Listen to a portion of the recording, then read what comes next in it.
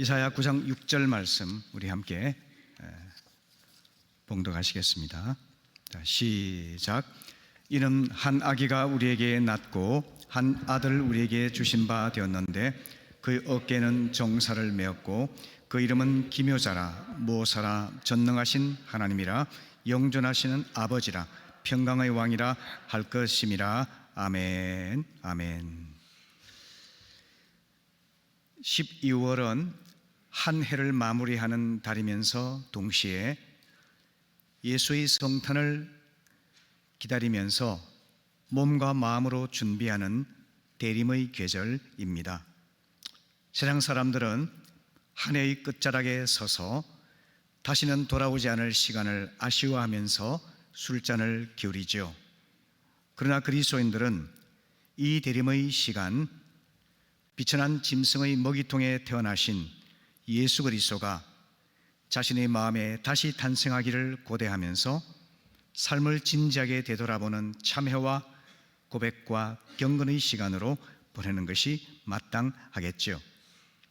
성탄은 하나님의 아들 예수 그리스도가 하늘의 보좌를 버리시고 인간으로 이 땅에 오신 성육신의 사건입니다.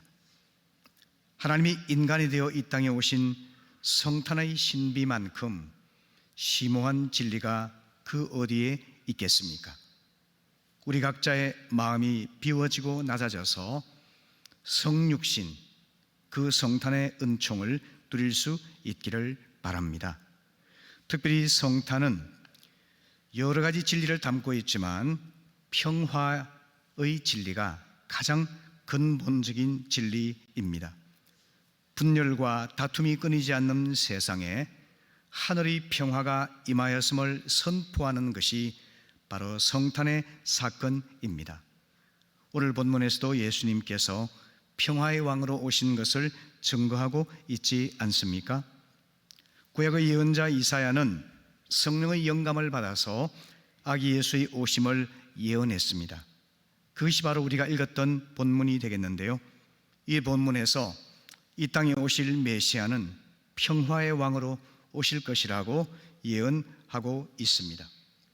그 예언 그대로 신약에서는 아기 예수가 탄생하시던 날 천군 천사가 이렇게 찬양을 했지요. 누가복음 2장 14절 말씀, 지극히 높은 곳에서는 하나님께 영광이요 땅에서는 하나님이 기뻐하신 사람들 중에 평화로다, 이렇게 노래하였습니다. 아기 예수가 가져오신 이 평화는 과연 무엇일까요? 오늘 우리 세상에는 위조된 평화, 모조품 같은 평화가 난무하고 있습니다. 하지만 세상은 평화를 원하지만 그 어디에서도 진정한 평화를 누리지를 못하고 있습니다. 이것이 우리가 부인할 수 없는 슬픈 현실입니다. 이전 시대에 비해서 우리는 훨씬 풍요롭고 안락한 삶을 누리고 있습니다. 오래 살면서 편안한 삶을 누리고 있죠. 하지만 그 가운데서 실상 평안을 얻고 누리지는 못하고 있습니다. 왜 그럴까요? 그것은 평강의 왕이 되신 예수 그리스도 외에 다른 대체물을 통해서 평강을 얻으려고 애쓰기 때문입니다. 국가적인 차원이라면은 하나님을 의지하는 대신에 군사력과 외교력을 의지하는 것이죠. 개인적인 차원에서는 하나님 자신을 구하는 대신에 지식이나 재물이나 사람이나 재미나 건강과 같은 이런 대체물들을 추구하는 것이죠.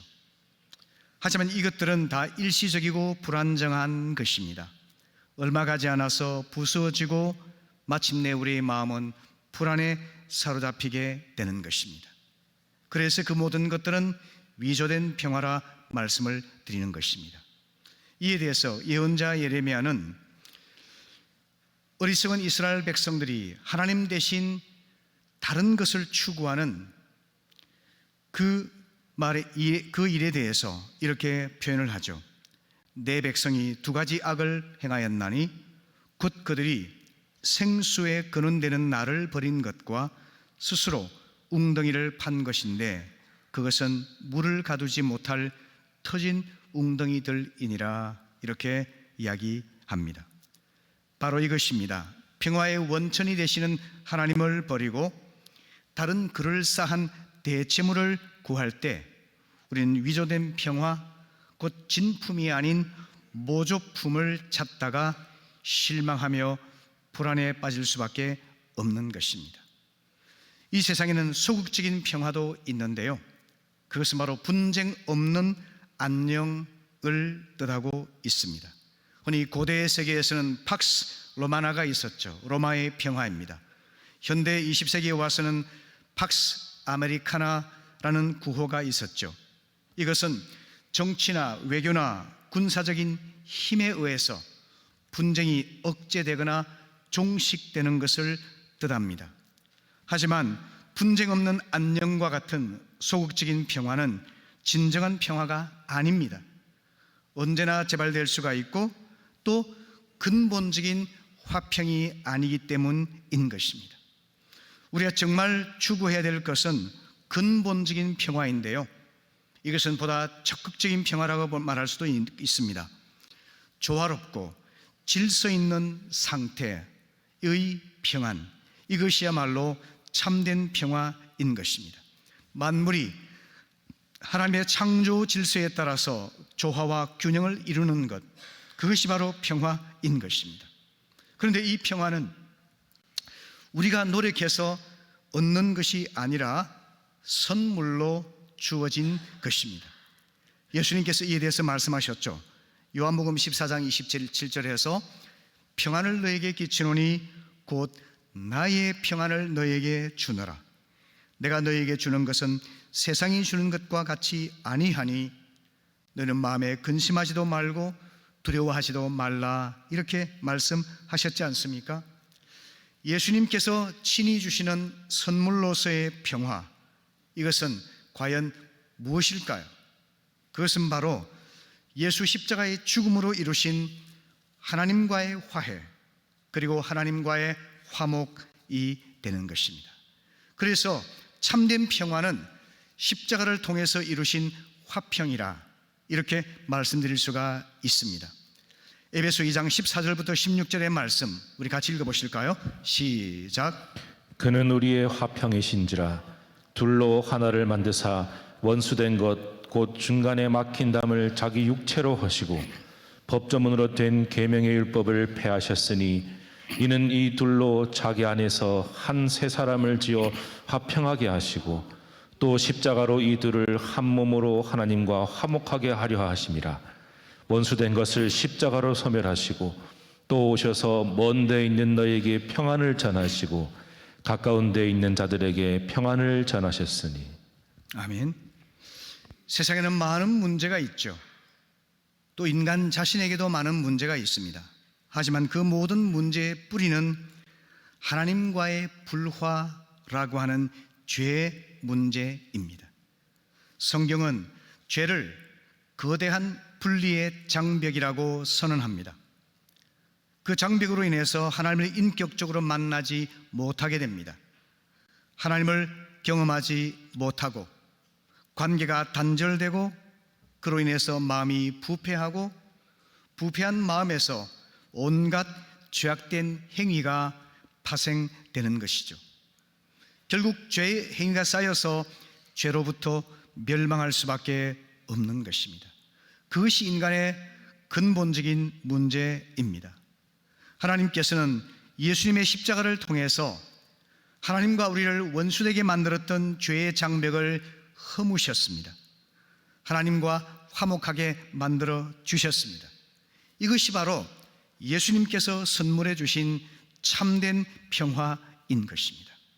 이를 위해서 예수님께서 친히 화목제물이 되셨는데요, 요한 1서 4장 10절의 말씀, 사랑은 여기 있으니 우리가 하나님을 사랑한 것이 아니요 하나님이 우리를 사랑하사 우리 죄를 속하기 위하여 화목제물로 그 아들을 보내셨음이라 말씀하고 있습니다.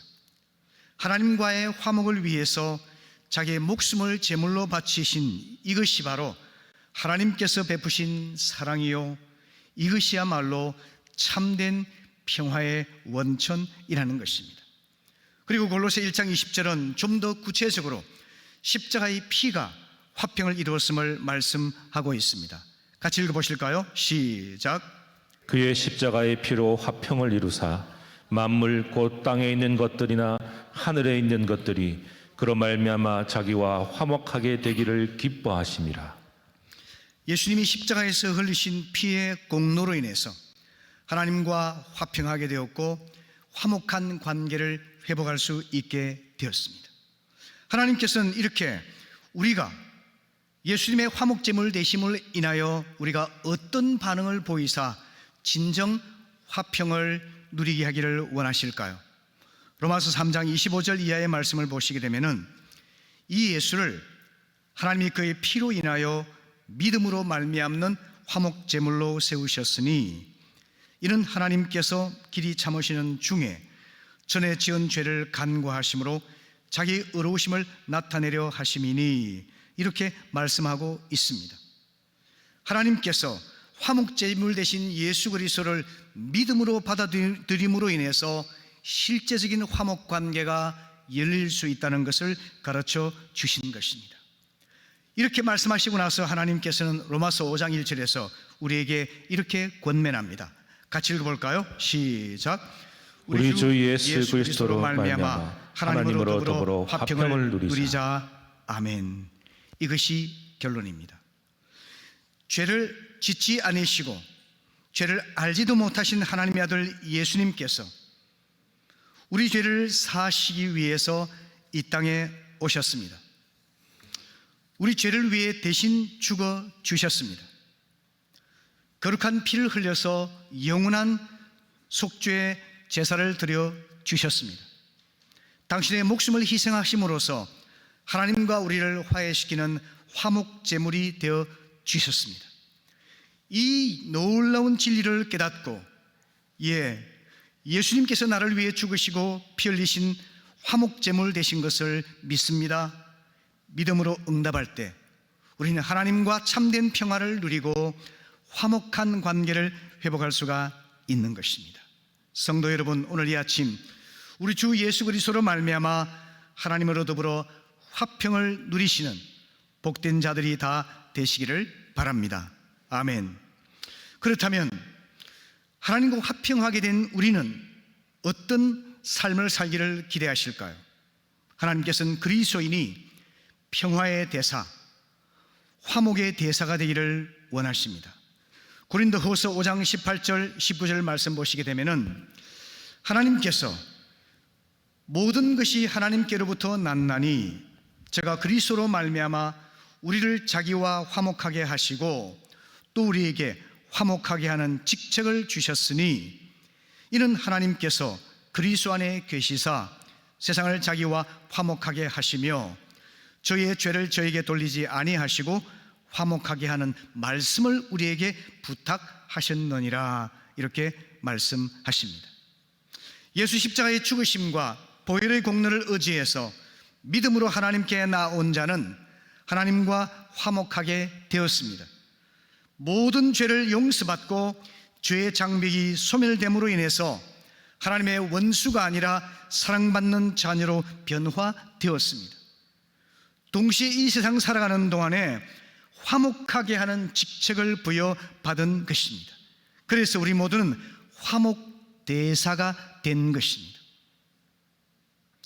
우리가 화목대사의 역할을 잘 감당하기 위해서는 어떻게 해야 될까요? 일상에서 평화의 주님과 연합해서 살아가도록 힘쓸 수 있기를 바랍니다.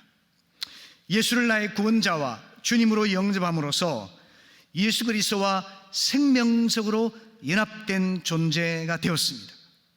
믿음으로 주님과 연합되었으면 매일 삶 속에서 주님과 더불어 동행하며 예수님처럼 화평하게 하는 일을 감당할 수 있으라고 말씀하고 있습니다.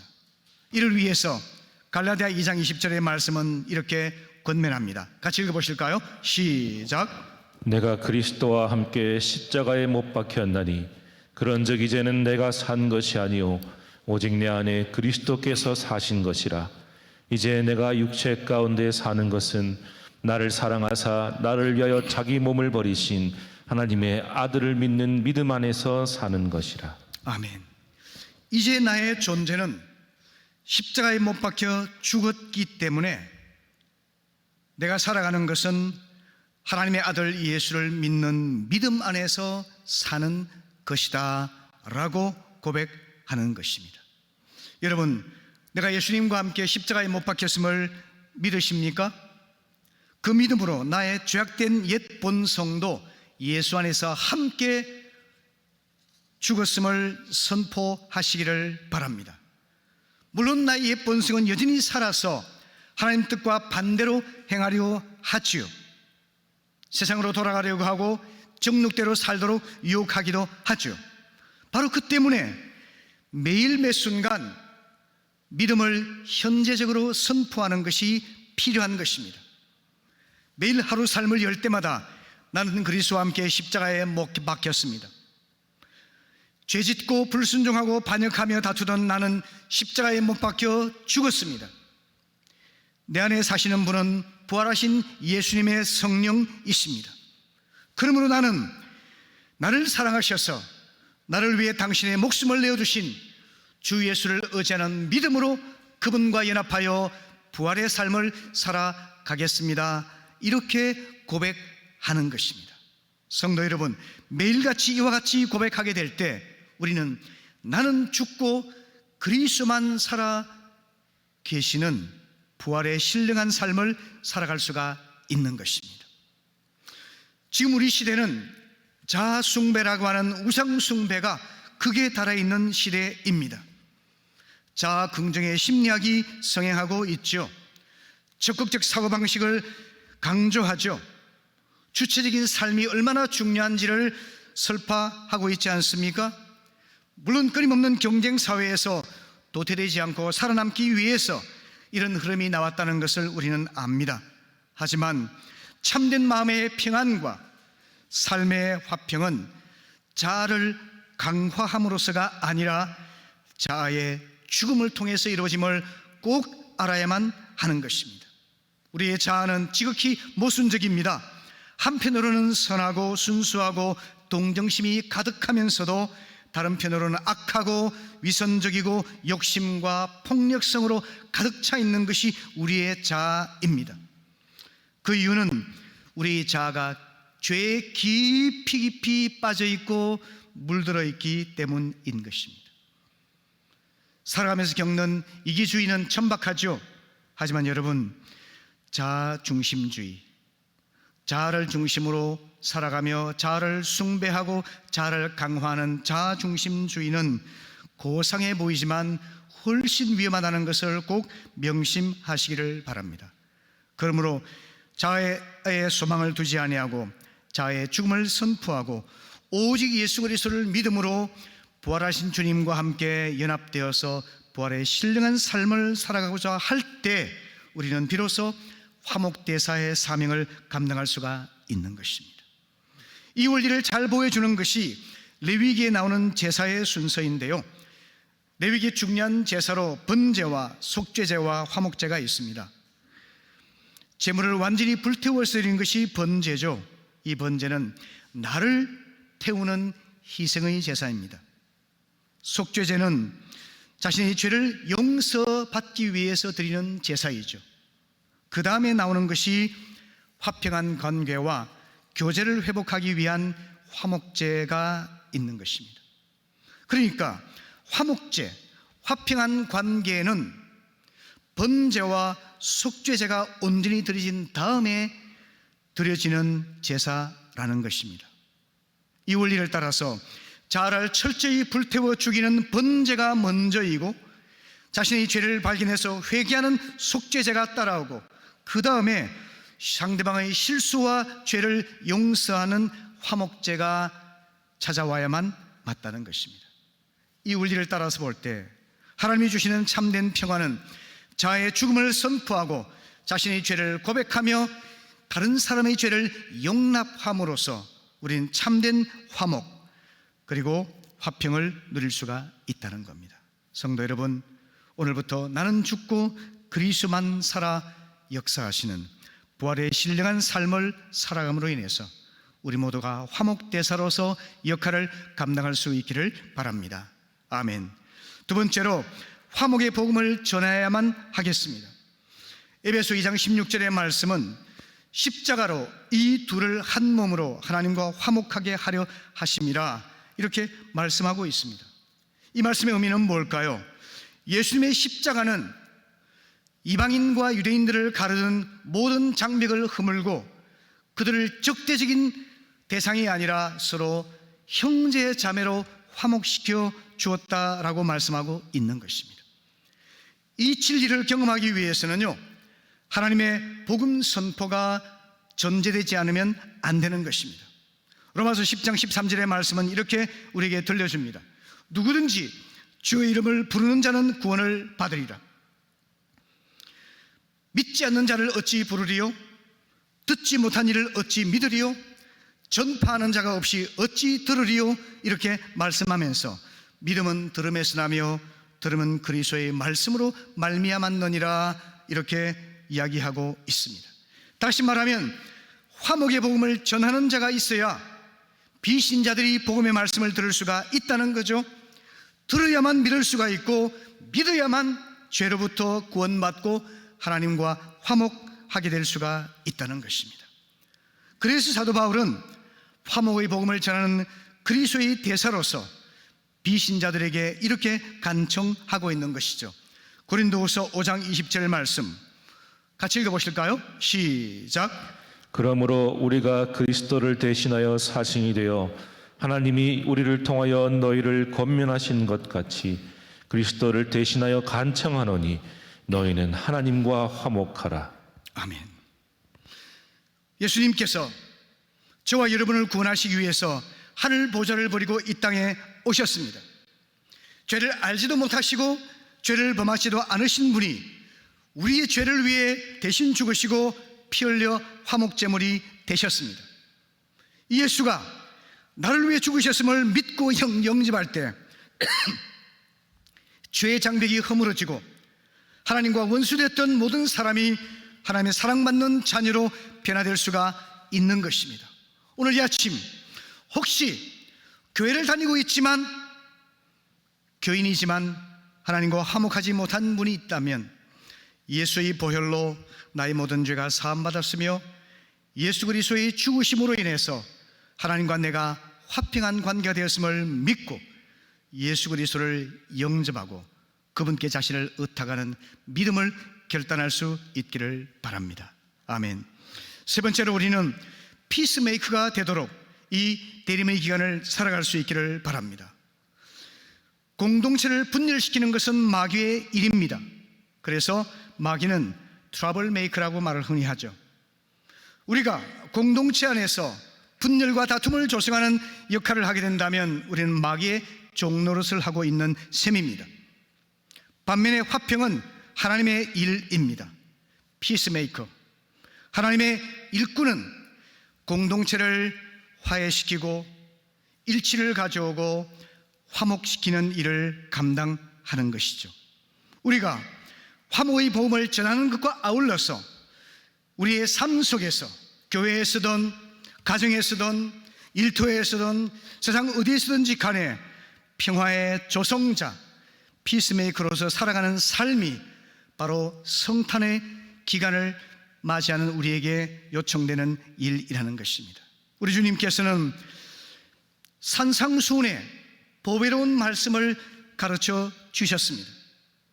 너무나 슬프게도 우리는 산상수훈을 2000년 전 고대 사회에 필요한 지식이라든지 교리로만 제한해서 생각하는 경우가 많습니다.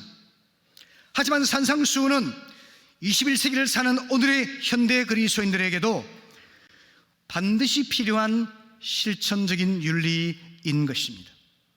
마태복음 5장 9절에서 주님이 말씀하십니다. 화평하게 하는 자는 복이 있나니 그들이 하나님의 아들이라 일컬음을 받으리라 말씀을 하십니다. 산상수훈의 말씀을 지금 많이 말씀드릴 수 없지만 간략한 게 요약해서 말씀드린다면 주님은 형제 사랑을 넘어서 원수 사랑을 통해서 화평을 가져오는 자되라고 말씀하십니다. 내 이웃을 사랑하고 내 원수를 미워하라 하였다는 것을 너희가 들었지만 나는 너희에게 이르노니 너희 원수를 사랑하며 너희를 박해하는 자를 위해 기도하라고 주님이 가르쳐 주셨죠. 또 주님은 용서에 대해서 말씀하십니다. 너희가 사람의 잘못을 용서하지 않으면 너희 하늘 아버지께서도 너희의 잘못을 용서하지 아니하시리라 말씀하십니다. 그리고 비폭력 평화주의에 대해서 주님은 말씀하십니다. 눈은 눈으로 이는 이로 갚으라는 말을 너희가 들었지만 나는 너희에게 이르노니 악한 자를 대적하지 말라. 오른편 뺨을 치거든 왼편을 돌려대며 속옷을 달라고 요구하는 자에게는 겉옷까지도 내어주며 억지로 오리를 가게 하거든 심리를 그와 함께 동행하라 하시면서 폭력에 폭력으로 맞서지 말고 평화의 삶을 살아가라고 제자들에게 말씀하셨습니다. 오늘날 많은 그리스도인의 삶 속에서 화평을 위한 산상순의 말씀이 외면되고 있습니다. 그래서 그 말씀이 죽은 문서처럼 취급되고 있습니다. 그로 인해서 교회는 세상의 빛이 되지 못하고 오히려 세상의 짐이 되어버리거나 아니면은 부패한 세상의 일부로 전락하고만 현실이죠. 하지만 성경은 성령 안에서 단순 소박한 마음으로 산상순의 말씀을 순종하여 평화의 일꾼이 되라고 권고하고 있습니다. 여러분, 이것이 불가능하다고만 생각하지 마십시오. 이사야 11장을 보시게 되면은 성령이 다스리시는 하나님 나라가 우리에게 임하면 이리가 어린 양과 함께 살아가고 표범이 어린 양과 함께 누우며 송아지가 어린 사자와 함께 눕고 사자가 소처럼 풀을 뜯고 그리고 그 사나운 짐승들이 어린아이의 지도력에 순종하는 평화의 나라가 도래할 것이라고 말씀하고 있습니다. 왜냐하면 성령의 임재를 경험하면 악한 존재의 본성이 변화되어서 하나님 나라에 합당한 사람으로 변화될 수가 있기 때문이라는 것입니다. 역사 속에서도 하나님 말씀을 단순히 순종해서 말씀을 살아내었던 대표적인 사람이 있죠. 우리 침례교인들의 영적 조상인 아나베프티스트들이죠. 그들 중에 많은 일화가 있지만 제가 여러분들에게 알려드렸던 아미시 그레이스 아실 겁니다. 지금 상세히 설명드리진 않겠습니다. 아미시 그레이스는 2006년에 필라델피아 작은 마을 니켈 마인스에서 발생했던 끔찍한 총기 사건을 다루고 있는데요. 그 사건에서 어린아이들이 10명이 살상을 당했습니다. 그런데 아미시 사람들은 그 살인자를 진심으로 용서하고 살인자의 가족에게 긍휼을 베풀고 그들이 용기와 소망을 품고 살아갈 수 있도록 도와주었습니다. 증오와 폭력과暴力의 악순환이 일상화된 세상에서 너무나 다른 삶의 모습을 보이는 그들을 통해서 미국 사회가 충격을 받았습니다. 그러면서 많은 언론 매체들이 주목을 하기 시작했죠. 이것은 뭘까요? 그 작은 공동체의 사람들이 산상수훈의 말씀을 단순 소박하게 순종하는 것을 제자의 모습이라고 따랐기 때문입니다. 이것은 평상 일상 속에서 연습되고 훈련되었기 때문에 그 위기 상황 속에서도 자연스럽게 나타날 수가 있었다는 것이죠. 성도 여러분, 우리 모두가 주님처럼 평화의 도구로 피스메이커로 쓰임받을 수 있기를 바랍니다. 우리가 잘 알고 있는 대로 주여 나를 평화의 도구로 써주소서 하는 성 프란시스의 기도문 우리 함께 읽고 마무리하도록 하려고 합니다. 미움이 있는 곳에 사랑을, 다툼이 있는 곳에 용서를, 분열이 있는 곳에 일치를, 의혹이 있는 곳에 믿음을, 그릇됨이 있는 곳에 진리를, 절망이 있는 곳에 희망을, 어둠이 있는 곳에 광명을, 슬픔이 있는 곳에 기쁨을 심게 하소서. 위로받기보다는 위로하고 이해하기보다는 이해하며 사랑받기보다는 사랑하게 해 주소서. 우리는 줌으로써 받고 용서함으로 용서받으며 자기를 버리고 죽음으로써 영생을 얻기 때문입니다. 아멘. 이것이 우리의 기도가 될 수 있기를 바랍니다. 우리의 화목제물이 되셔서 하나님과 우리를 화평하게 하신 주님께서 화목대사로서 살아가기를 기대하십니다. 우리 모두 평화의 도구로 피스메이커로 살아가기 위해 함께 힘써 노력하여 우리 주님이 원하시는 성탄의 복이 우리 모두에게 임하시기를 바랍니다.